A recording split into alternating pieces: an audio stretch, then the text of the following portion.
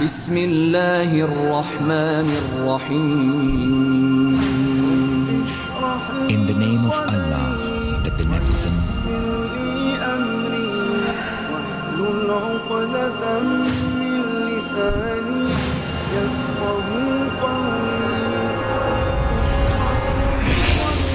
بسم الله الرحمن الرحيم. الحمد لله رب العالمين والعاقبة للمتقين ولا عدوان إلا على الظالمين، والصلاة والسلام على سيد الأنبياء وأشرف المرسلين نبينا محمد وعلى آله وأصحابه الطيبين الطاهرين والتابعين لهم بإحسان إلى يوم الدين، وبعد.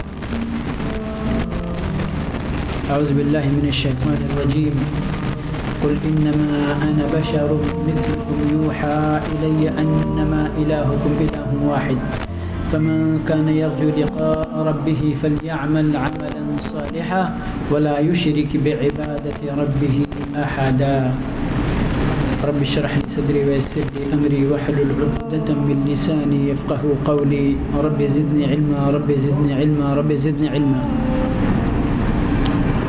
حمد و صلات کے بعد آج اس کتاب کا باب نمبر 36 ہے اور عنوان ہے باب ما جاء فی الریا. باب ما جاء فی الریا.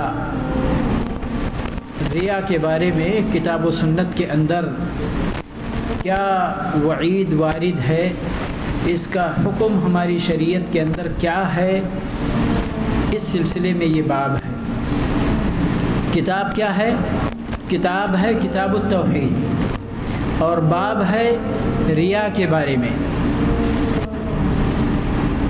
اس باب کی مناسبت یا اس کا تعلق، اس کا رشتہ اس کتاب سے یہ ہے کہ یہ کتاب ہے توحید کے فضائل.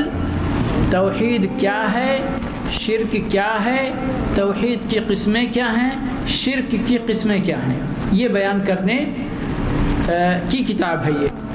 تو یہ جو ریا ہے اس کو شرک اصغر کہا گیا ہے، یعنی یہ بھی شرک کی قسموں میں سے ایک قسم ہے.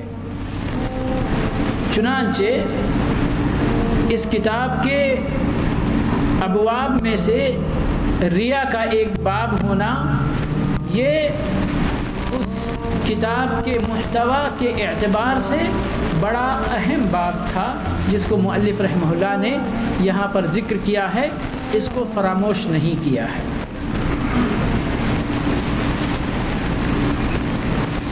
شرک کی وعلیکم السلام ورحمۃ اللہ. جہاں پر شرک کا بیان ہوتا ہے تو شرک کے اقسام کے طور پر دو اہم قسمیں بیان کی جاتی ہیں. ایک ہے شرک اکبر اور ایک ہے شرک اصغر. ٹھیک ہے؟ شرک اکبر کا مطلب بڑا شرک جس کے کرنے والا اسلام کے دائرے سے خارج ہو جاتا ہے، اور شرک اصغر جس کا مرتکب دائرے اسلام سے خارج نہیں ہوتا ہے لیکن اس کے دین کے لیے بڑا خطرہ لاحق ہو جاتا ہے. اور اگر کوئی بندہ اس شرک اصغر کے راستے پر چل پڑے تو اس کے حق میں یہ بڑا خطرہ ہوتا ہے کہ کسی دن وہ شرک اکبر کے دروازے میں داخل نہ ہو جائے. تو اس لیے ہمیں شرک اکبر جس طرح پہچاننا ضروری تھا اسی طرح شرک اصغر بھی پہچاننا ضروری ہے. ایک قسم تو یہ مشہور معروف ہے.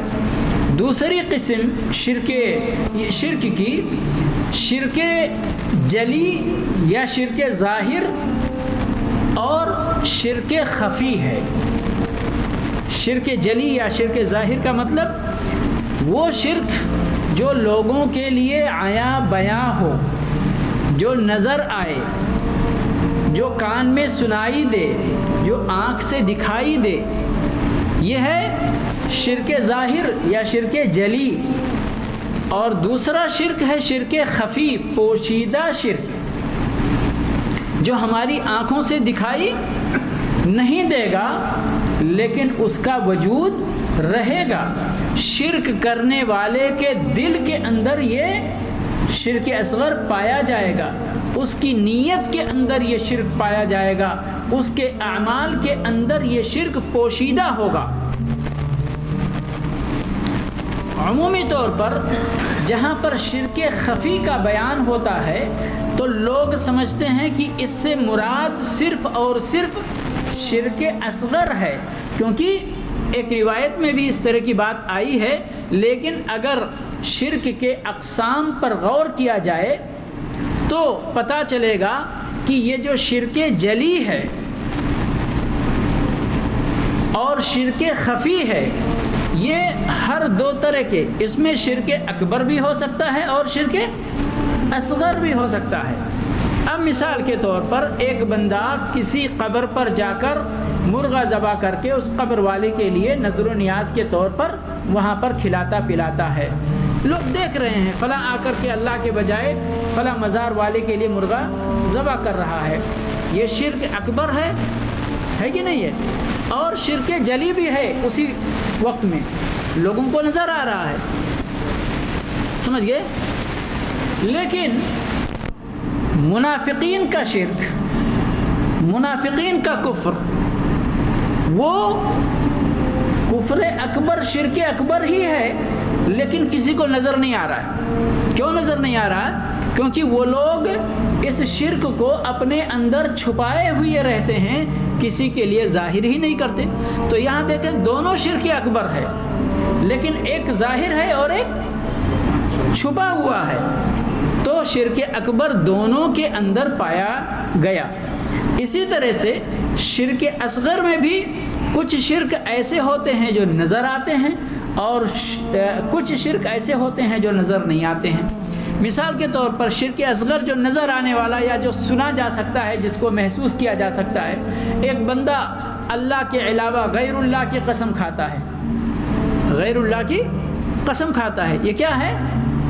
شرک اصغر ہے. لیکن جب وہ قسم کھاتا ہے، قسم ہے پیر عبد القادر جیلانی کی، قسم ہے غوث اعظم کی، قسم ہے فلاں کی، قسم ہے فلاں کی، تو آپ سنتے ہیں نا. تو یہ شرک اصغر ہے اور ظاہر بھی ہے. شرک اصغر ہے اور ظاہر بھی ہے. اسی طرح جب بندہ کوئی صدقہ دیتا ہے، صدقہ یا مسجد میں پیسے دیتا ہے، ٹھیک ہے، اب وہ پیسے کیوں دے رہا ہے، صدقہ کیوں دے رہا ہے؟ اگر وہ خالص نیت سے صدقہ دے رہا ہے تو اللہ کی خالص عبادت ہے. اور اگر پیسہ دیتے وقت اس کی نیت میں کوئی کھوٹ آ گئی ہے تو وہ کیا ہے؟ پھر شرک اصغر ہے. لیکن اس کھوٹ کے بارے میں ہمیں اور آپ کو پتہ چلے گا؟ نہیں پتہ چلے گا نا. یہ صرف کس کو معلوم ہے؟ اللہ رب العالمین کو معلوم ہے. تو یہ شرک اصغر ہے اور بیک وقت شرک خفی بھی ہے. تو اسی طرح سے سمجھ لینا چاہیے کہ شرک جلی اور خفی جو ہے یہ اس کی اس حیثیت سے کہ اس کو آپ محسوس کر پاتے ہیں کہ نہیں، اس کا پتہ آپ کو چلتا ہے کہ نہیں، اس حیثیت سے ظاہر اور باطن ہے. خفی کے بارے میں اللہ کے علاوہ کسی کو پتہ نہیں چل سکتا، لیکن جلی ہم اور آپ اپنی نگاہوں سے دیکھ سکتے ہیں، اپنے کانوں سے سن سکتے ہیں. اب چاہے وہ شرک اکبر ہو اور چاہے شرک اصغر ہو، دونوں میں شرک جلی یا ظاہری شرک یا شرک خفی پایا جاتا ہے. مؤلف رحمہ اللہ، اب یہ شرک کے بارے میں تھوڑی سی بات ہو گئی. اب یہ ریا کیا ہے؟ ریا کس کیٹیگری میں آئے گی؟ شرک اصغر میں، ٹھیک ہے، شرک اصغر میں. اور ریا بڑا خطرناک معاملہ ہے، اس کے بارے میں بڑی وعیدیں آئی ہوئی ہیں اور اس کی کئی حالتیں ہوتی ہیں. ایک حالت تو یہ ہے کہ بندہ کوئی عبادت کرتا ہے لیکن اس عبادت کو شروع سے لے کر آخر تک ریاکاری کی بنیاد پر ہی انجام دیتا ہے. یعنی اس نے شروع ہی کیا کہ لوگ دیکھیں اور میری سراہنا کریں, میری تعریف کریں کہ میں بہت زیادہ عابد ہوں, زاہد ہوں, نیک ہوں, متقی ہوں, پرہیزگار ہوں, اور یہ کام میں کرتا ہوں. ایک حالت یہ ہوگی. ایک حالت یہ ہے کہ بندے نے اخلاص کے ساتھ عبادت شروع کی تھی, لیکن آدھی عبادت پوری ہوئی اخلاص کے ساتھ, اور آدھی کے بعد اس کے اندر ریا سرایت کر گئی. ریا سرایت کر گئی. اب یہاں پر دو حالتیں بن جاتی ہیں. ریا داخل ہوئی عمل کے اندر. اب ایک مومن بندے نے اسی وقت اپنے دل کا معالجہ کرنا شروع کیا. ارے یہ میرے دل میں کیا آ گیا, کیسا خیال آ گیا, یہ تو اللہ کو ناپسند ہے, اس سے میری بندگی برباد ہو جائے گی, باطل ہو جائے گی. اور اس نے دل ہی دل میں اللہ سے توبہ کیا, استغفار کیا, اور اپنے دل کے اندر اخلاص پیدا کرنے میں کامیاب ہو گیا. ٹھیک ہے. اور ایک بندہ ریا پیدا ہوئی اور آخری عمل تک ریا کا سلسلہ جاری رہا. مثال کے طور پر وہ نبی صلی اللہ علیہ وسلم کی حدیث جس کے بارے میں یعنی آپ صلی اللہ علیہ وسلم نے ریا کا گویا کہ ایک مظہر اور بہت کھلی ہوئی مثال آپ صلی اللہ علیہ وسلم نے دی کہ ریا کیا چیز ہے. حدیث میں بات آ رہی ہے کہ ایک بندہ نماز پڑھتا ہے اور نماز پڑھ رہا ہے, وہ اس نے شروع کیا ہے اللہ کے لیے نماز پڑھنا, ٹھیک ہے, لیکن اس کو محسوس ہوا کہ کوئی بندہ آ کر کے ہمارے اگل میں بغل میں پیچھے بیٹھ گیا ہے. اب ضروری بات ہے بیٹھا ہے تو وہ ہم کو دیکھ ہی رہا ہوگا, تو چلو بھائی ٹھیک ہے, پہلے جیسے تیسے نماز پڑھ رہے تھے, اب ذرا اچھی نماز پڑھیں تاکہ وہ دیکھنے والا سمجھے کہ ہاں مجھے بھی ذرا اپنے رب کی بندگی کرنا آتا ہے. سمجھ گئے. اب اس نے ایک رکعت پہلے پڑھ لیا تھا, دوسرے رکعت میں یہ بندہ آ کے بیٹھ گیا. اب یہاں پر ریا شروع ہو گئی, دل کے اندر یہ احساس پیدا ہوا اور سلام پھیرنے تک باقی رہا. سمجھ گئے. تو یہ دو تین کنڈیشن. اب وہ جو دوسری حالت میں نے بتائی تھی کہ جس میں آدھے کے بعد ریا شروع ہوئی تھی اور اس نے اپنا علاج کر لیا. ہو سکتا ہے ایک بندے نے عبادت کا ایک 5% ہی ادا کیا ہو, ریا داخل ہو گئی. سمجھ گئے. تو یہ نسبت سے اور پرسنٹیج سے کوئی مسئلہ نہیں ہے. مسئلہ یہ ہے کہ جب ریا آپ کے دل میں پیدا ہوئی اسی وقت سے آپ نے اپنے دل کو ٹٹول کر دل کے اندر سے اس احساس کو مٹانے کی کوشش کی اور پھر توبہ استغفار کر کے آپ اپنے اندر اخلاص پیدا کرنے میں کامیاب ہو گئے. ٹھیک ہے.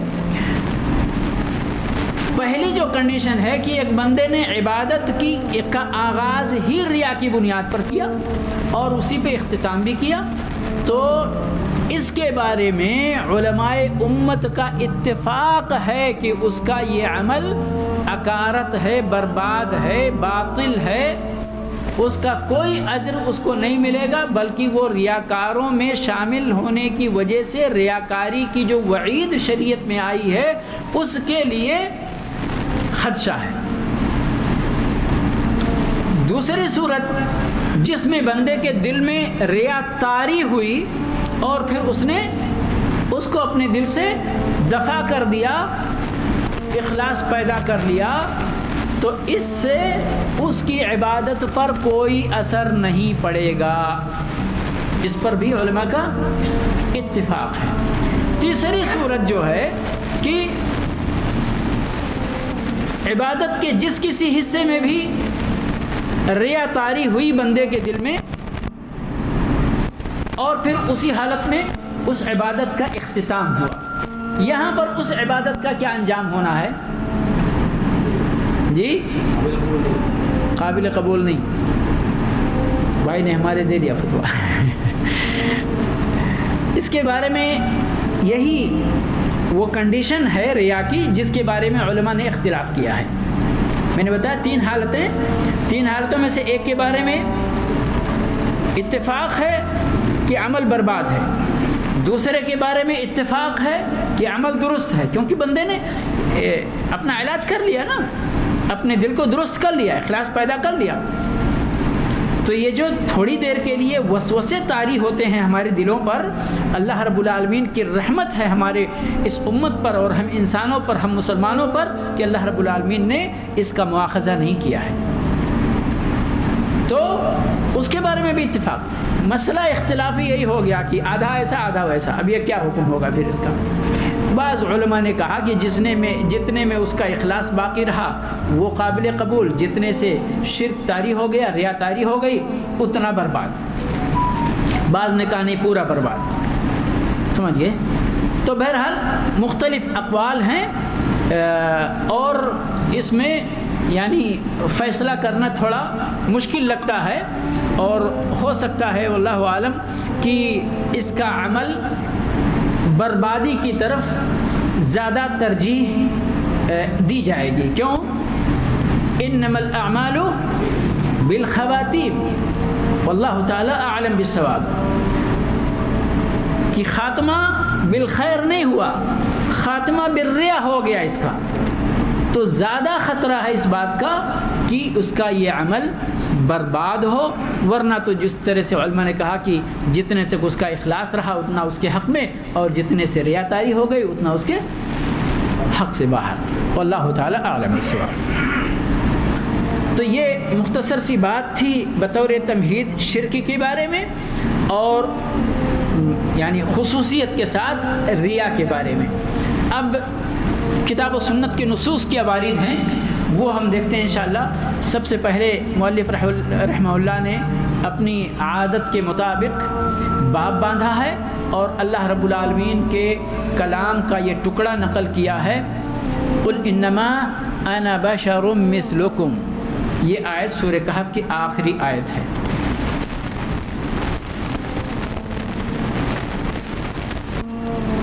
اے نبی صلی اللہ علیہ وسلم، آپ فرما دیجئے، یعنی آپ اپنے امت تک یہ بات پہنچائیے، انما انا بشر، کہ میں ایک انسان ہی ہوں۔ یہ انما کا لفظ جو ہے یہ حصر کے لیے آتا ہے، یعنی کہ آپ صلی اللہ علیہ وسلم نے اپنی حیثیت کو بشریت کے ساتھ حصر کر دیا ہے کہ میں ایک انسان ہی ہوں، فرشتہ نہیں ہوں، جن میں سے نہیں ہوں، کوئی اور مخلوق نہیں ہوں، نوری مخلوق نہیں ہوں، سمجھ گئے؟ فرشتے نوری مخلوق ہیں، جن ناری مخلوق ہیں، انسان خاکی مخلوق ہے، مٹی سے بننے والا۔ تو اللہ کے نبی صلی اللہ علیہ وسلم نے اپنی بشریت کو اس آیت کے اندر اللہ کے حکم سے امت تک پہنچایا ہے، اور یہ بہت بڑی بات ہے۔ لیکن پلٹنے والے تو قرآن کو بھی پلٹنے میں چوکتے نہیں ہیں نا۔ اسی آیت کو میں نے سنا کہ انا کو الگ کر دیتے ہیں اور ماں کو الگ کر دیتے ہیں، جبکہ یہ دونوں ملا کر ایک کلمہ ہے، سمجھ گئے؟ انما یہ حصر کا فائدہ دیتا ہے، اور جب الگ کر دیں گے تو معنی بدل جائے گا۔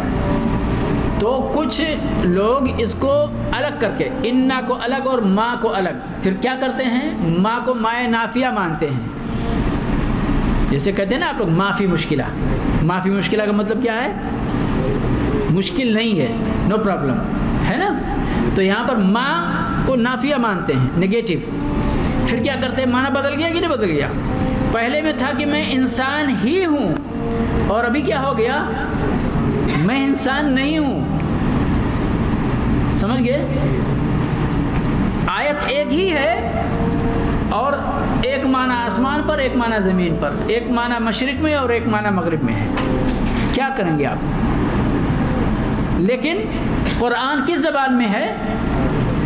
عربی زبان میں، اور جب اس زبان کو سمجھیں گے تو کلام عرب کے ماہرین نے اس زبان کے لیے جو قواعد مرتب کیے ہیں، انہی قواعد کی روشنی میں ہی تو آپ سمجھیں گے، ورنہ تو ہر کوئی اپنے منمانی معنی نکالنا شروع کر دے تو یہ کتاب ہدایت نہیں بلکہ ضلالت والی کتاب ہو جائے گی. اور جیسا کہ بعض لوگ کہتے ہیں مولوی گمراہ ہوتا ہے تو اس کے لیے بھی قرآن سے دلیل ڈھونڈتا ہے, گمراہی کے لیے بھی ہے کہ نہیں ہے. تو یہی معاملہ ہے. لیکن قواعد عربیہ اس بات کی تائید نہیں کرتی ہے کہ یہاں پر ما نافیہ ہے, بلکہ یہ دونوں ملا کر ایک کلمہ ہے اور یہ حصر کا فائدہ دیتا ہے. واللہ تعالی عالم. کیا فرمایا؟ فرمایا بشر ہوں مثلکم, تمہارے ہی جیسے. یعنی نبی صلی اللہ علیہ وسلم بشریت کے اندر ہمارے اور آپ کے جیسے ہیں. جیسے ہم کو بھوک لگتی ہے کہ نہیں لگتی؟ آپ صلی اللہ علیہ وسلم کو بھی بھوک لگتی تھی. ہم کھانا کھا لیتے ہیں, پیٹ بھر جاتا ہے, بھوک ختم ہو جاتی ہے. نبی صلی اللہ علیہ وسلم بھی کھانا کھا لیتے تھے, بھوک ختم ہو جاتی تھی, پیٹ بھر جاتا تھا. ہم کو بھی پیاس لگتی ہے, آپ صلی اللہ علیہ وسلم کو بھی پیاس لگتی تھی, پانی پی لیتے تھے, سیراب ہو جاتے تھے. آپ کو بھی کبھی کبھار بیماری لاحق ہوتی تھی جس طرح ہم کو بیماری لاحق ہوتی ہے. دوا علاج کرا لیے, تندرستی صحت اللہ کے حکم سے واپس آ گئی. زیادہ کام کر لیے, تھکاوٹ ہم کو طاری ہوتی ہے, تھکاوٹ نبی صلی اللہ علیہ وسلم کو طاری ہوتی تھی. رات اللہ رب العالمین نے سونے کے لیے بنایا ہے, دن جاگ کر اپنے ضروریات زندگی پوری کرنے کے لیے بنایا ہے. وہ کام آپ صلی اللہ علیہ وسلم بھی کیا کرتے تھے, رات میں سوتے تھے اور نماز بھی پڑھتے تھے, دونوں کام. تو تقاضائے جو بشریت ہیں اس کے اندر ہم اور آپ اور نبی صلی اللہ علیہ وسلم سب برابر ہیں. اب آگے فرق شروع ہو رہا ہے. اللہ تبارک و تعالیٰ نے کچھ بھی چھوڑا نہیں ہے, ہم کو سمجھنے کی دیر ہے بس. فرمایا ہاں مثلکم کے بعد کلمہ شروع ہوا یوحا الیہ, میرے پاس وحی کی جاتی ہے. اور سارے انسانوں کے پاس وحی نہیں کی جاتی ہے, صرف انبیاء کے پاس, رسولوں کے پاس وحی کی جاتی ہے. آپ کی امت میں سے صرف آپ صلی اللہ علیہ وسلم کے پاس وحی آتی ہے. بشر سارے لوگ ہیں, صحابہ کرام بھی بشر تھے, آپ صلی اللہ علیہ وسلم بھی بشر, لیکن صحابہ کرام کے پاس وحی نہیں آتی تھی. بلکہ بعض صحابہ کرام نبی صلی اللہ علیہ وسلم کی وفات پر اس لیے غمزدہ ہوئے اور رونے لگے کہ اب آسمان سے جو وحی آیا کرتی تھی اس کا سلسلہ بند ہونے جا رہا ہے. تو یوحا الیہ یہ فرق ہے. آپ رسول ہیں, آپ نبی ہیں, اور آپ کے صحابہ کرام سے لے کر رہتی دنیا تک کے مسلمان آپ کی امت ہیں.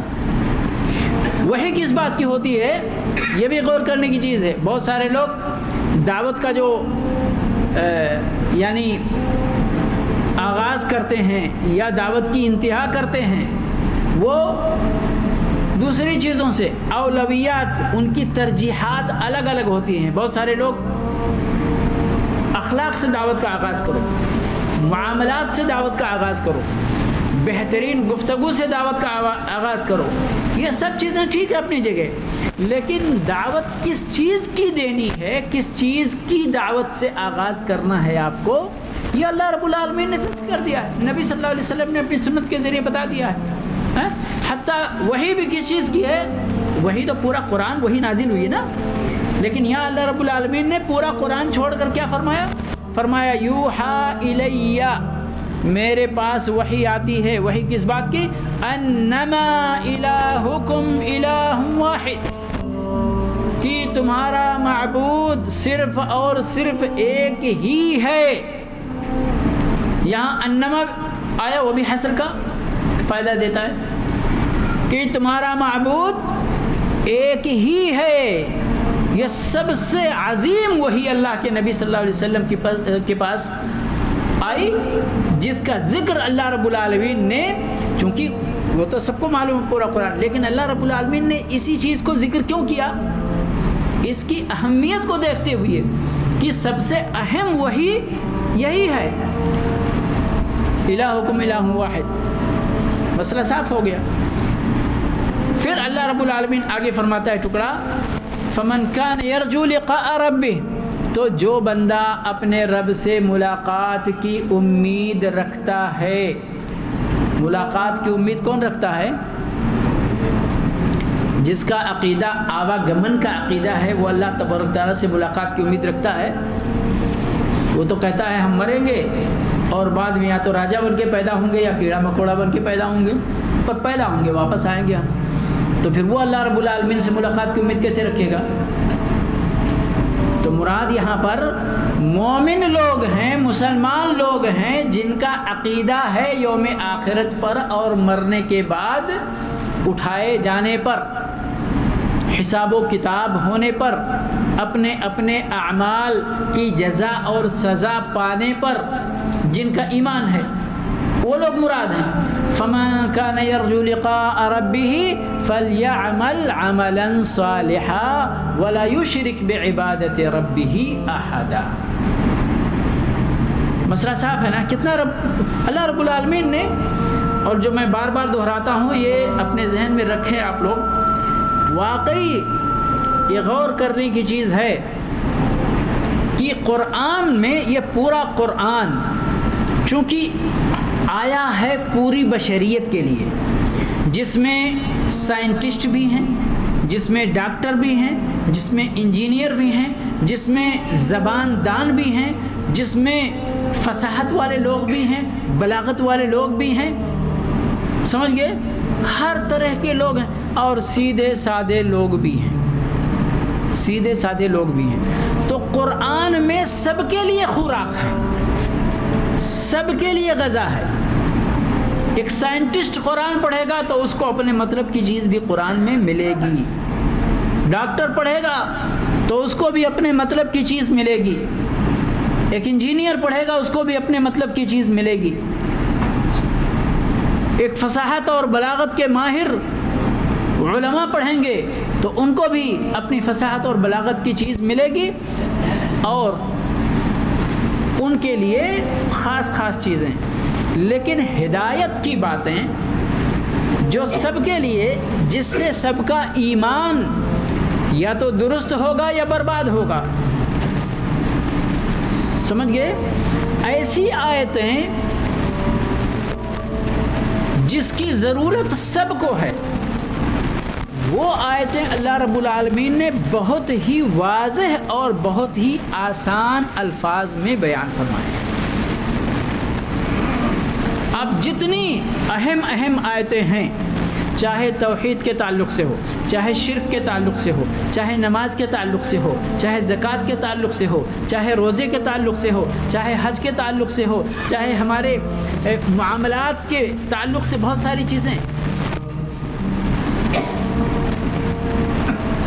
ہمارے اخلاقیات سے بہت ساری چیزیں متعلق، اللہ رب العالمین نے جن چیزوں کی ضرورت سارے انسانوں کو ہے، بڑے کھلے لفظوں میں اور بڑے آسان لفظوں میں، نہ پیچیدگی ہے نہ غموز ہے۔ جیسے مثال کے طور پہ یہ آیت ہے، اس آیت کو آپ لوگوں کو سمجھنے میں کوئی دشواری ہو رہی ہے، کوئی پریشانی؟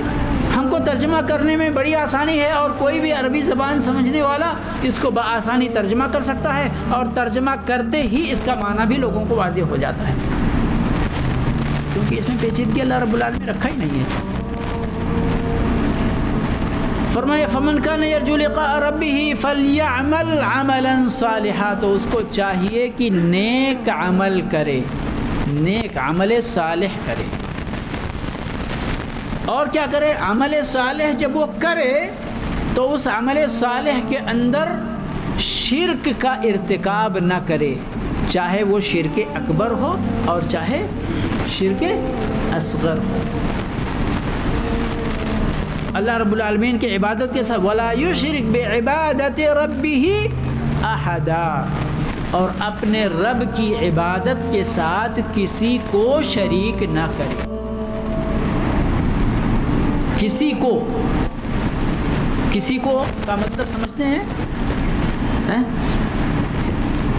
نہ کسی فرشتے کو، نہ کسی جن اور شیطان کو، نہ کسی نبی کو، نہ کسی رسول کو، نہ کسی ولی کو، نہ کسی پیر کو، نہ کسی بزرگ کو، نہ کسی امام کو، نہ کسی عالم کو، نہ کسی کو، نہ کسی کو۔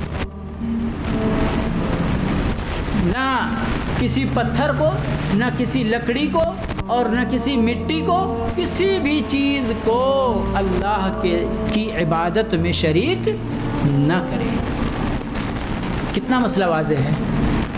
احدن کا مطلب تو سمجھتے ہیں نا، کوئی بھی چیز، کوئی بھی شخص اللہ کی عبادت میں کسی کو شریک نہیں کرنا ہے۔ توحید کسی اور چڑے کا نام ہے؟ توحید تو یہی ہے نا کہ آپ اپنے رب کی عبادت کریں اور رب کے علاوہ کسی اور کو رب کی عبادت میں شریک نہ کریں۔ مسئلہ ختم ہو گیا، آپ توحید والے ہیں، پکے توحید والے ہیں۔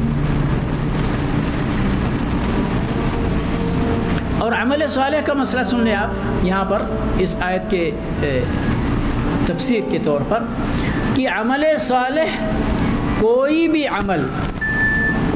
عمل جو اللہ کے نبی صلی اللہ علیہ وسلم کی سنت کے مطابق ہو وہ عمل صالح ہے، اور جو آپ کی سنت کے خلاف ہو وہ عمل صالح نہیں ہے۔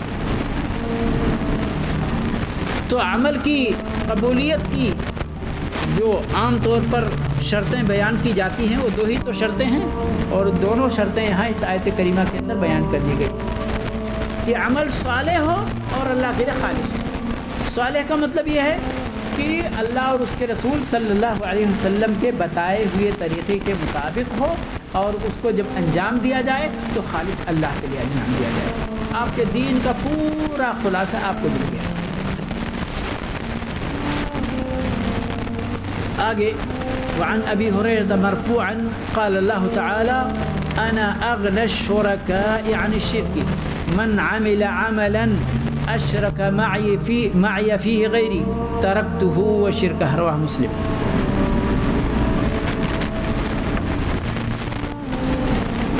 ابو ہریرہ رضی اللہ تعالی عنہ سے مرفوعا روایت ہے، فرماتے ہیں کہ حدیث قدسی ہے، یعنی اللہ کے نبی صلی اللہ علیہ وسلم نے اپنے رب سے روایت کیا ہے، یہ اس کو حدیث قدسی کہتے ہیں کہ اللہ تبارک و تعالیٰ فرماتا ہے انا اغنى الشركاء عن الشرك، جتنے لوگوں کو کسی عبادت میں شریک کیا جاتا ہے اللہ رب العالمین تمام کے مقابلے میں شرک سے سب سے غنی ہے، بے نیاز ہے، یعنی اس کو اپنے بندوں کی طرف سے عبادت کی بھی کوئی ضرورت نہیں ہے، وہ غنی ہے۔ لیکن اور دوسرے شریک، بہت سارے شریک کو ضرورت رہتی ہے، بلکہ وہ اپنے آپ کو چاہتے ہیں کہ بندے ہم کو شریک کریں۔ جو بھائی سامنے بیٹھ کر اپنا سجدہ کرواتا ہو اس کے بارے میں کیا کہیں گے آپ؟ کہ وہ نہیں چاہتا ہے کہ اس کو لوگ شریک کریں؟ اگر نہیں چاہتا ہوتا تو دروازہ پہلے سے بند کر دیتا، کوئی نہیں آئے میرے پاس۔ یہاں سجدے کرتے ہیں تو پیٹھ پہ ہاتھ پھیرتے ہیں، سر پہ ہاتھ پھیرتے ہیں۔ بہت سارے تو مزیدار آج کل یہ سوشل میڈیا نے بڑا آسان کر دیا ہے چیزوں کو، ہم جہاں کہیں نہیں پہنچ سکتے تھے تو وہاں کی چیزیں ہم تک پہنچ جاتی ہیں۔ کتنے ہیں اتنے شاطر ہوتے ہیں پتہ نہیں چلتا، اتنے چپکے سے پیسہ لیتے ہیں کہ آپ کو سجدہ بھی کرواتے ہیں اور پیسے بھی لیتے ہیں۔ یہ ظلم دیکھو۔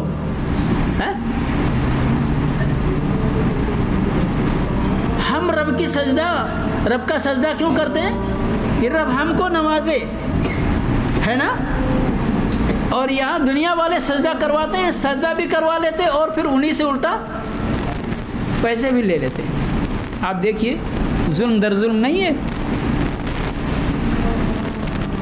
تو کتنی ایسی تصویریں آتی ہیں کہ جس سے رونگٹے کھڑے ہو جاتے ہیں اور بڑی تکلیف ہوتی ہے دل میں کہ اللہ کے بندے ضلالت اور گمراہی کے کس حد کو پہنچ گئے ہیں۔ اتنی سی بھی عقل نہیں ہے کہ سجدہ جس سے کیا جاتا ہے اس سے مانگا جاتا ہے۔ سجدے میں کہتے ہیں نا، اللہ کے نبی صلی اللہ علیہ وسلم کہا کہ انسان سجدے کی حالت میں اپنے رب سے سب سے قریب ہوتا ہے تو اس وقت کو غنیمت جانتے ہوئے رب سے خوب دعائیں کرے۔ دعائیں کرنے کا کیا مطلب؟ مانگے رب سے، اس کی رحمت مانگے، مغفرت مانگے، عنایات مانگے، لطف و کرم مانگے۔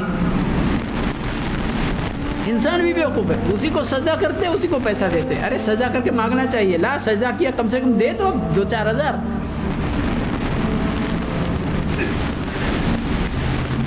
لیکن نہیں، اللہ رحم۔ تو اس حدیث قدسی کے اندر بڑی نصیحت کی چیز ہے، کس طرح سے اللہ رب العالمین، گویا کہ اللہ رب العالمین کو تو علم غیب اور پوری کائنات کا علم ہے، کیا کیا ہونے والا ہے وہ بھی اللہ کو معلوم تھا۔ گویا کہ یہ اللہ رب العالمین ان فقیروں کو دیکھ رہا تھا کہ سجدے بھی کروائیں گے اور پیسے بھی لیں گے، تو کہا جتنے بھی لوگوں کو لوگ شریک ٹھہراتے ہیں کسی عمل کے اندر، عبادت کے اندر، میں ان کے مقابلے میں سب سے زیادہ غنی بے نیاز، اور اس کا مطلب یہ نہیں ہے کہ ان کے مقابلے میں غنی ہے یعنی اصل میں غنی نہیں ہے، نہیں، اللہ تعالیٰ اصلاً غنی ہے، اور اس کے لیے حدیث آئی ہوئی ہے۔ من عمل عملا، یہاں بتانا صرف یہ ہے کہ جب بندہ شرک کرتا ہے تو اللہ رب العالمین کی عنایت سے محروم ہو جاتا ہے۔ رب العالمین اس کی طرف نگاہ کرم بھی نہیں دیکھتا، اس کو چھوڑ دیتا ہے، اس کے شرک کو بھی چھوڑ دیتا ہے، اس کی طرف نظر ہی نہیں ڈالتا۔ فرمایا من عمل عملا اشرک معی فیہ غیری، جس کسی بندے نے کوئی عمل کیا جس کے اندر میرے ساتھ میرے علاوہ کو شریک کیا، ترکتہ و شرکا، میں اس کو بھی چھوڑ دیتا ہوں، اس کے شرک کو بھی چھوڑ دیتا ہوں۔ وعن ابی سعید مرفوعا الا اخبركم بما هو اخوف عندي من المسيح الدجال قالوا بلى قال الشرك الخفي يقوم الرجل فيزين صلاته لما يرى من نظر رجل إليه، رواه احمد۔ حدیث صحیح ہے، ابو سعید خدری رضی اللہ تعالیٰ عنہ سے مرفوعاً روایت ہے کہ اللہ کے نبی صلی اللہ علیہ وسلم نے حدیث ارشاد فرمایا الا اخبرکم، اے میرے صحابہ کرام، اے میری امت کے لوگوں، کیا ہم تمہیں اس بات کی خبر نہ دیں جو ہمارے نزدیک مسیح الدجال سے بھی زیادہ خوفناک چیز ہے۔ مسیح الدجال کا کتنا خوف ہے؟ میرے درس میں جو لوگ حاضر رہے ہوں گے، علامات قیامت کے سلسلے میں جو سلسلہ دجال پر تقریباً 3-4 قسطوں پہ میرا درس تھا اس وقت، اور دجال کا مسئلہ ایسا ہے، کوئی بھی نبی جب سے یہ دنیا قائم ہے، کوئی بھی نبی ایسا نہیں گزرا جس نے اپنی امت کو مسیح الدجال کے بارے میں ڈرایا نہ ہو، یہاں تک کہ ہمارے نبی صلی اللہ علیہ وسلم نے تو اس طرح ڈرایا کہ جب صحابہ کرام کو بیان کیا مسیح الدجال کے بارے میں تو اتنی بہترین تصویر کشی، واقعی تصویر کشی کیا کہ صحابہ کرام مسجد سے نکلنے کے بعد مدینہ کی گلیوں میں تلاش کرنے لگے کہ دجال کہاں ہے۔ ایسے لگ رہا تھا کہ اب نکلا کہ تب نکلا، اور واقعی اس کا فتنہ کتنا خطرناک ہے کہ ہمارے نبی صلی اللہ علیہ وسلم نے باقاعدہ ہر نماز کے اندر تشہد میں، آخری تشہد میں جو چند چیزوں سے پناہ مانگنے کا حکم دیا، اس میں سے ایک چیز کیا ہے؟ مسیح الدجال کے فتنے سے پناہ مانگنے کا حکم دیا ہے۔ تو بڑا خطرناک معاملہ ہے، لیکن نبی صلی اللہ علیہ وسلم فرماتے ہیں کہ اس سے بھی زیادہ خطرناک چیز، میں اس کے بارے میں تنبیہ کرنا چاہتا ہوں اپنی امت کی۔ صحابہ کرام نے فرمایا بلا، اے اللہ کے نبی صلی اللہ علیہ وسلم، ہاں کیوں نہیں، آپ مجھے تنبیہ کیجئے، آپ مجھے خبر دیجئے، کیا چیز ہے جو مسیح الدجال سے بھی زیادہ خطرناک ہے؟ فرمایا الشرک الخفی، پوشیدہ شرک، پوشیدہ شرک، چھپا ہوا شرک۔ اب مثال بھی دے دی تاکہ لوگ سمجھ جائیں۔ فرمایا یقوم الرجل، ایک بندہ نماز پڑھنے کے لیے کھڑا ہوتا ہے، فیزین صلاتہ، اپنی نماز کو مزین کرتا ہے، خوبصورت بناتا ہے۔ نماز کو کیسے خوبصورت بنائیں گے؟ میک اپ کریں گے اس کا؟ ہاں، کیسے؟ بہترین قیام، سارے ارکان، واجبات، فرائض اور کیفیت خشوع اور خضوع، ساری چیزوں کو مکمل ترین شکل میں نماز ادا کرنے کی بندہ کوشش کرتا ہے، وہی مراد ہے نماز کو خوبصورت بنانا۔ کیوں خوبصورت بناتا ہے؟ لما یرا، کیونکہ وہ دیکھ رہا ہے کہ کوئی شخص اس کی طرف دیکھ رہا ہے۔ سمجھ گئے؟ تو یہ کیا ہے معاملہ؟ یہ بڑا خطرناک معاملہ ہے، مسیح الدجال سے بھی زیادہ خطرناک ہے۔ اس لیے کہ اب آپ سوچیں، کوئی بندہ اس کی زندگی میں طریقہ ہی یہی اس کا بن گیا ہے، جو بھی کام کرتا ہے وہ اللہ سے جنت کے لیے نہیں کرتا، جہنم سے نجات پانے کے لیے نہیں کرتا، بلکہ جب سے بالغ ہوا اور جب تک مر گیا جو بھی کام کیا وہ اسی نیت سے کیا کہ لوگ واہ واہی کریں، سراہنا کریں، اس کی تعریف کریں، اس کی ستائش کریں کہ فلاں بندہ تو، اور بڑی آزمائش کا مقام ہے۔ اللہ رب العالمین سے سچے دل سے ہم دعا کرتے ہیں، اور آپ بھی دعا کریں کہ اللہ رب العالمین ہم سب کو اخلاص عطا فرمائے، کیونکہ یہ معاملہ ہے ہی خطرناک۔ اللہ رب العالمین نے انسان کو اس کی آزمائش کے طور پر پیدا ہی اسی لیے کیا، اسی طرح کیا ہے اس کو، کہ کوئی بندہ اپنے آپ کو اگر سنبھالے نہیں تو بہہ جائے گا اسی راستے پر، غیر شعوری طور پر، نادانستہ طور پر۔ اس لیے ہمیشہ ہمیشہ کوشش کریں اپنے دل کو ٹٹولتے رہیں، دل کی نگرانی کریں، کہیں آپ سے ایسا نہ ہو کہ بے قابو ہو جائے دل۔ جس طرح ایک جانور رسی چھڑا کر کبھی کبھی بے قابو ہو جاتا ہے، یہ دل بھی کبھی بے قابو ہو جاتا ہے، وسوسوں کی دنیا میں گھر جاتا ہے وسوسوں سے۔ اس وقت بندے کی آزمائش ہوتی ہے، اور پھر بندہ جب نگرانی کرتا ہے اپنے دل کی دھڑکنوں کو، وہ سنتا ہے اور اس چیز کی کو محسوس کرتا ہے کہ ابھی اس کا دل کس رخ پر جا رہا ہے، تو پھر بندہ، یہ پہلا اسٹیج اس کو پہچاننے کا ہے، پھر علاج کرنے کا نمبر آتا ہے۔ جس کو یہ احساس ہی نہ ہو کہ میرا دل کہاں جا رہا ہے، میں کیوں یہ کام کیے جا رہا ہوں۔ اب آپ سوچیں کہ کوئی بندہ اسی طرح اگر زندگی گزار دے تو پھر اللہ کے ہاں اس کے لیے کیا رہے گا؟ کچھ رہے گا؟ کچھ نہیں رہے گا۔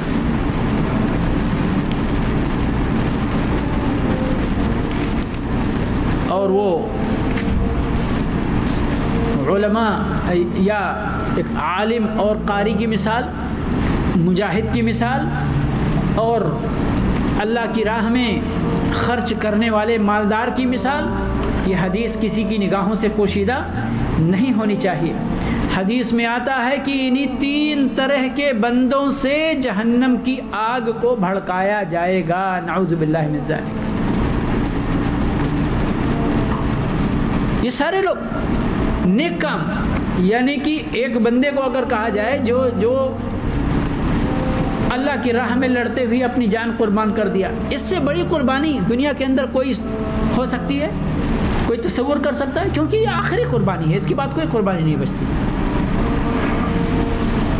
اپنے مال کی قربانی دے بندہ، اپنے اولاد کی قربانی دے بندہ، بہت ساری چیزوں کی، لیکن جان یہ آخری چیز ہے، یہ آخری چیز ہے۔ اگر کوئی بندہ اپنی جان بھی لٹا دے، جان بھی دے دے، پھر بھی جہنم میں جائے، تصور کریں، پھر بھی جہنم میں جائے، اور سب سے پہلے جہنم میں جائے۔ اللہ پوچھے گا، اے فلاں بندے، ہم نے تجھے جوانی دی تھی، تجھے طاقت دیا تھا، تجھے مال دیا تھا، تجھے فارغ البالی دی تھی، تو نے کیا کیا؟ بندہ کہے گا، اور اس کا یعنی اگر اخلاص سے یہ کام کیا ہوتا تو واقعی اس کا حق تھا کہ وہ اللہ کے سامنے اس بات کا ذکر کرے کہ اللہ میں نے کیا چھوڑا تیرے راہ میں قربانی دینے کے سلسلے میں، اپنی جان تک تو قربان کر دیا، لیکن چونکہ اس جان دینے میں، جان کی قربانی دینے میں اس کے دل کے اندر اخلاص نہیں تھا، اللہ کے لیے جان نہیں دی، بلکہ بے جگری سے اس لیے لڑتا تھا کہ لوگ اس کو بہادر کہیں، مرنے کے بعد اسے شہید کا نام دیں۔ اسی لیے آج تو ایک فیشن بن گیا ہے، جو کوئی بھی چاہے وہ اپنی قوم کے لیے لڑ رہا ہو، چاہے وطن کے لیے لڑ رہا ہو، چاہے کس کے لیے لڑ رہا ہو، اپنی جماعت کے لیے لڑ رہا ہو، اپنے فرقے کے لیے لڑ رہا ہو، اگر مر گیا تو فوراً شہید ہو جاتا ہے۔ جبکہ امام بخاری رحمۃ اللہ علیہ نے صحابہ کرام کے صحیح واقعے سے مسئلہ مستنبط کرتے ہوئے صحیح بخاری کے اندر باب باندھا ہے، باب لا یقال فلان شہید۔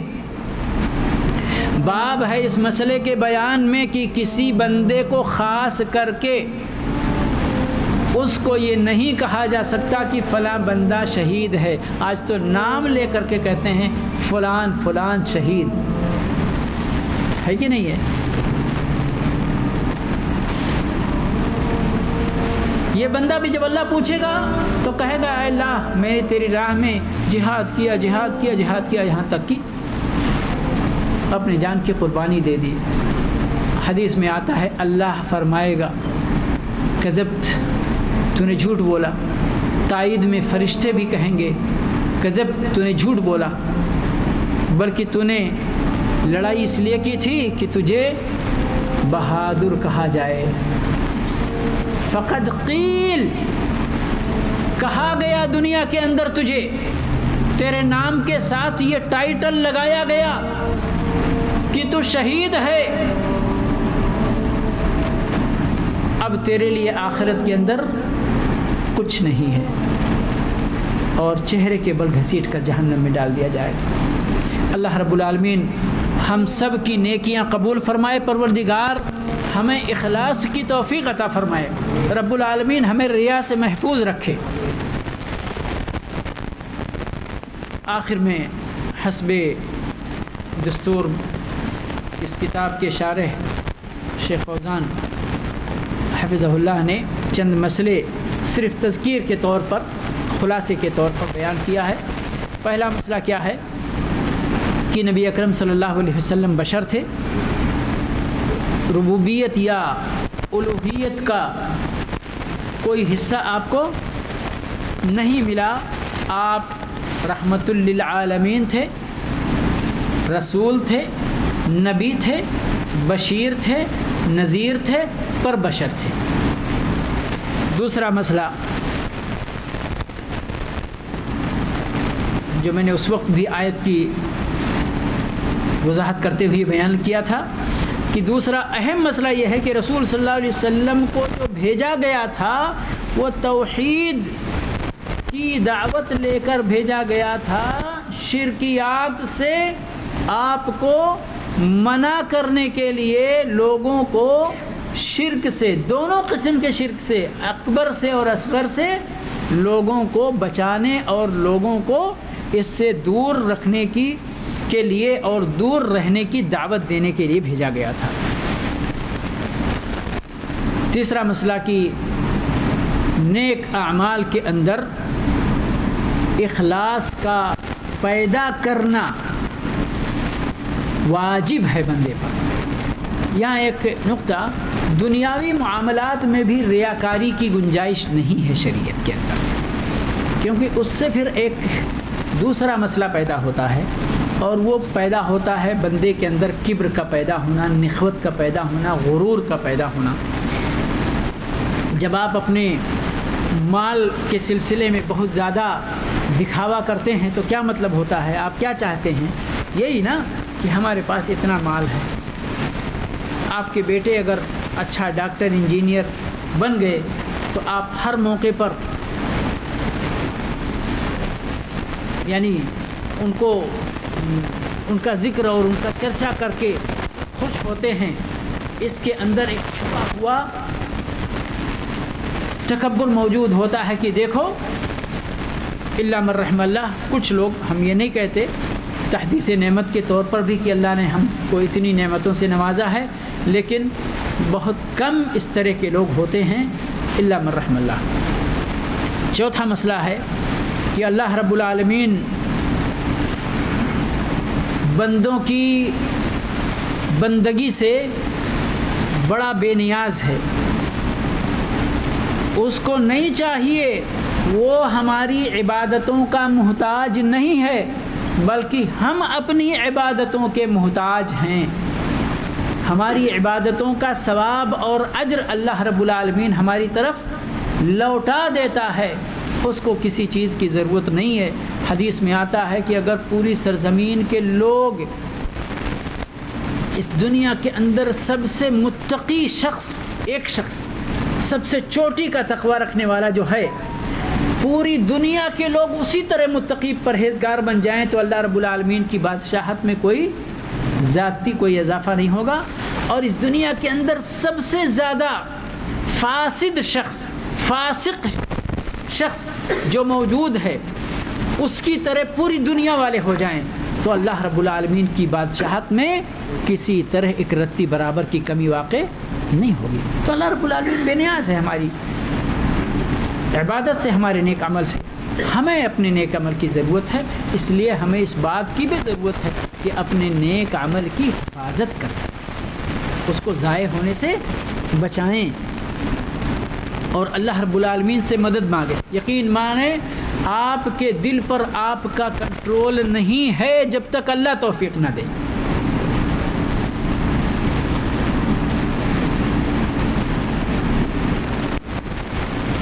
پانچواں مسئلہ یہ ہے, ابو ہریرہ رضی اللہ تعالیٰ عنہ کی حدیث میں التحذیر من الشرک فی العمل, یعنی کہ بندہ کسی بھی جو نیک عمل بجا لاتا ہے اللہ کے لیے, اس میں شرک کو داخل نہ ہونے دے. جو شرک خفی ہے, ریا ہے, بلکہ عمل کو اللہ رب العالمین کے لیے خالص رکھے. چھٹا مسئلہ, اللہ رب العالمین کی صفات کو ثابت کرنا, کیونکہ حدیث قدسی بھی اللہ کا کلام ہے اور یہ پورا قرآن یہ اللہ کا کلام ہے, اور اللہ کا کلام اللہ کی صفت ہے, اللہ کی مخلوق نہیں ہے. تھوڑی سی مثال سے, وَلِلَّهِ الْمَثَلُ الْأَعْلَى, ابھی میں یہ گفتگو کر رہا ہوں, آواز میری زبان سے نکل رہی ہے, آپ کے کان میں جا رہی ہے, یہ میری مخلوق ہے نہیں. اللہ رب العالمین نے میرے اندر ایک صلاحیت عطا فرمائی ہے گفتگو کرنے کی, گویائی کی. یہ ہماری گویائی ہے, یہ ہماری گفتگو ہے جو آپ سن رہے ہیں, یہ ہماری مخلوق نہیں ہے. وَلِلَّهِ الْمَثَلُ الْأَعْلَى, اللہ رب العالمین کا کلام اللہ کی صفت ہے, اللہ کے شایان شان ہے, اللہ کی مخلوق نہیں. ساتواں مسئلہ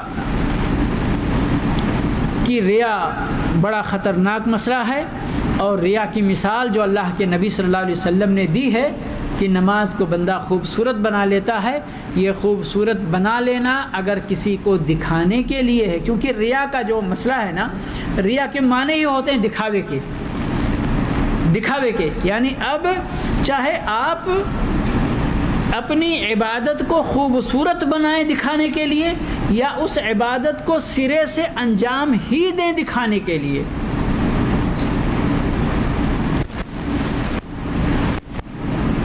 پھر آپ کہیں گے مولوی صاحب لگتا ہے سوشل میڈیا بہت دیکھتے ہیں. میں نہیں بہت دیکھتا ہوں, لیکن موبائل تو ہاتھ میں رہتا ہی ہے, کبھی کبھار کھسک جاتا ہے تو اس میں عبرت کی چیزیں بھی رہتی ہیں. آپ اس دنیا میں عبرت کی چیزیں بہت ہیں, لیکن جب آپ اس کو عبرت کی نگاہ سے دیکھیں گے, جب سمجھئے تو بہت پہلے، اور یہ بنانے والے بنا بھی دیتے ہیں، عبرت کی چیزیں بھی بنا دیتے ہیں، اگرچہ ان کی نیت کیا ہے معلوم نہیں، اللہ کو معلوم ہے کہ ایک باپ جو ہے وہ نماز پڑھنے کے لیے، پڑھانے کے لیے ذرا سخت ہے، وہ آپ لوگوں نے بھی ہو سکتا ہے دیکھا ہو، کیونکہ یہ چیزیں جب گھومتی ہیں نا تو وہ سب کے پاس چکر لگاتی ہیں۔ تو لڑکا سویا ہوا ہے، باپ آ کر کے اس کو اٹھا رہا ہے، مارنے جا رہا ہے، تو جلدی جلدی اٹھ کے اس نے نہ وضو نہ کچھ، مصلی بچھایا اور نماز پڑھنا شروع کر دیا۔ پھر بھی باپ نے چھوڑا نہیں، مارا، سمجھ گیا کہ جو ہے یہ صرف ہم کو دکھانے کے لیے نماز پڑھ رہا ہے، سمجھ گئے۔ تو بہرحال بہت سارے لوگ اگر کفیل نیک ہے تو کفیل کو دکھانے کے لیے نیک عمل کرتے، اگر کمپنی کا مینیجر اور جو ہے فورمین نیک ہے تو اس کو دکھانے کے لیے نماز پڑھنا شروع کر دیتے ہیں۔ کچھ لوگوں کو ہوتا ہے کہ نماز کی نیت تو نہیں ہوتی، لیکن نماز کے بہانے تھوڑا سا آرام مل جاتا ہے، تو اس لیے کام چھوڑ کر مسجد چلے جاتے ہیں، چاہے یا روم میں چلے جاتے ہیں، چاہے نماز پڑھے چاہے نہیں۔ سکھوں میں دیکھیے جب اذان ہوتی ہے تو دکانیں بند ہوتی ہیں، تو مسجد کی طرف تو کچھ لوگ الحمدللہ جاتے ہی ہیں، لیکن بہت سارے لوگ بھاگتے ہیں روم کی طرف سیدھا، اور پھر وہ جب نماز ختم ہو جاتی ہے پھر نکل کر آتے ہیں۔ کاش کہ وہ لوگ جاتے کمرے میں جاتے نماز کے لیے تیاری کرنے کے لیے، تو بھئی اچھی بات ہوتی، ہو سکتا ہے کچھ لوگ جاتے بھی ہوں، ہم سب کے اوپر ایک عام حکم نہیں لگا سکتے ہیں، لیکن بہرحال یہ چیزیں ہیں، پائی جاتی ہیں ہمارے معاشرے و سماج کے اندر۔ اور آٹھواں مسئلہ جو میں نے شروع میں بتایا کہ شرک ظاہر بھی ہے، خفی بھی ہے، اور یہ دونوں چیزیں شرک اکبر میں اور شرک اصغر میں دونوں چیزیں پائی جاتی ہیں۔ اس کی خطرناکی، گھنٹہ پورا ہو گیا ہمارا، لیکن چھوٹی سی بات ہے، یہ میں نے جو کہا نا غیر شعوری طور پر، آپ مثال دیکھیے اللہ کے نبی صلی اللہ علیہ وسلم کی یہ بالغ الاہمیہ مثال جو ہے، فرمایا شرک کیسی ہے، کیسا ہے شرک اصغر، یہ کیسے داخل ہوتا ہے ہمارے اندر، آپ اس کو محسوس نہیں کر پاتے ہیں۔ نبی صلی اللہ علیہ وسلم نے مثال دی ہے، اندھیری رات، کالا پتھر، کالے پتھر پہ کالے رنگ کی چوٹی، اندھیری رات، کالا پتھر، کالے رنگ کی چوٹی، اس پہ چلے تو کس کو نظر آئے گی؟ شرک، یہ جو ریا کا معاملہ ہے، شرک اصغر، شرک خفی، اسی طرح داخل ہو جاتا ہے، ہم کو پتہ نہیں چلتا۔ اس لیے اللہ رب العالمین سے سچے دل سے پناہ مانگنی چاہیے، اپنے دل کی صفائی کی دعا مانگنی چاہیے، یا مقلب القلوب ثبت قلبی علی دین، اور ریا سے خصوصیت کے ساتھ اللہ کی پناہ مانگنی چاہیے کہ پروردگار مجھے ایسے شرک سے بچا جو میں جانتا ہوں، اور ایسے شرک سے بھی بچا جس کا مجھے علم نہیں۔ اللہ رب العالمین سے دعا ہے کہ پروردگار ہمیں توفیق عطا فرمائے کہ ہم اپنے دین کو صحیح ڈھنگ سے سمجھیں، اس پر عمل کریں، توحید کو سمجھیں، شرک کو سمجھیں، شرک اکبر اور اصغر، جلی اور خفی، ہر طرح کے شرک کو سمجھیں، اور اس سے بچنے کی اللہ رب العالمین ہمیں اپنے فضل سے، اپنے کرم سے توفیق عطا فرمائے۔ وآخر دعوانا ان الحمدللہ رب العالمین، وصلی اللہ علی نبینا محمد وعلی آلہ وصحبہ أمري واحلل عقدة من لساني يفقهوا قولي رب اشرح لي صدري ويسر لي أمري واحلل عقدة من لساني يفقهوا قولي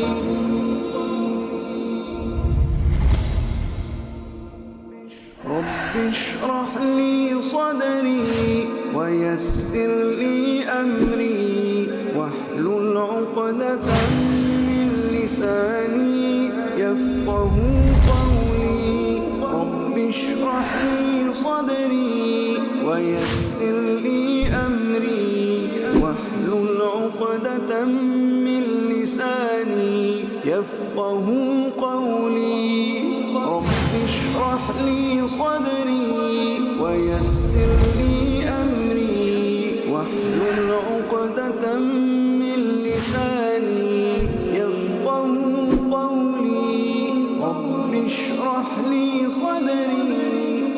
ويسر لي أمري واحلل عقدة من لساني يفقه قولي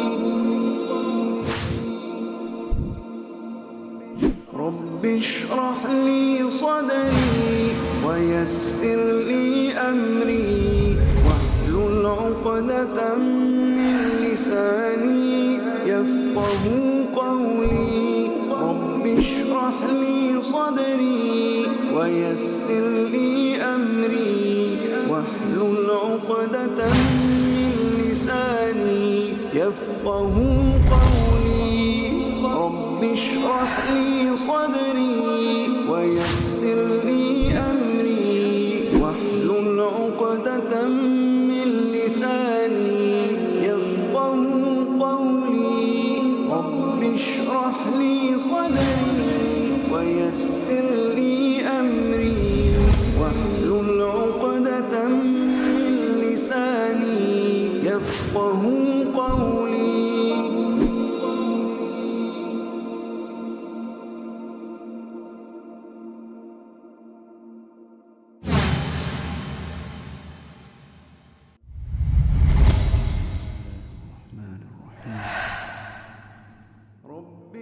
رب اشرح لي صدري ويسر لي أمري واحلل عقدة من لساني